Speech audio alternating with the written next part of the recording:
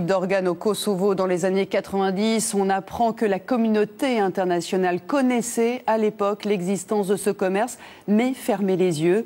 L'auteur du rapport du Conseil européen s'est longuement exprimé cet après-midi devant la presse. Régis Newsbaum.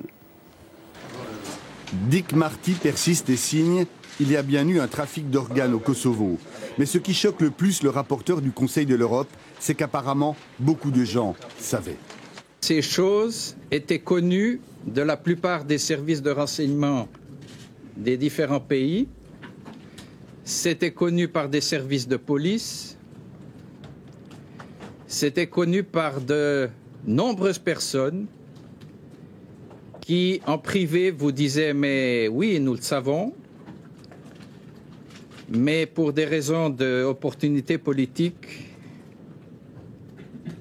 on a fait le choix ou on a le devoir de nous taire.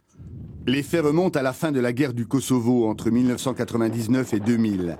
Des prisonniers serbes auraient été transférés en Albanie vers une clinique proche de Tirana où ils auraient été assassinés avant de subir le prélèvement de leurs reins envoyés ensuite à l'étranger. Le rapport du Conseil de l'Europe met directement en cause l'UÇK, l'armée de libération du Kosovo, et son chef d'alors, Hashim Thaçi, devenu entre-temps Premier ministre du Kosovo. Hashim Thaçi qui dément aujourd'hui toutes ces accusations, jugeant le rapport scandaleux, plein d'éléments fabriqués et dont l'objectif serait de nuire à l'État du Kosovo. Dick Marty, quant à lui, demande l'ouverture d'une enquête judiciaire indépendante avec protection des témoins pour faire toute la lumière sur ces crimes. Mais il n'a pas voulu dévoiler les noms des pays où étaient envoyés les organes prélevés sur les prisonniers serbes.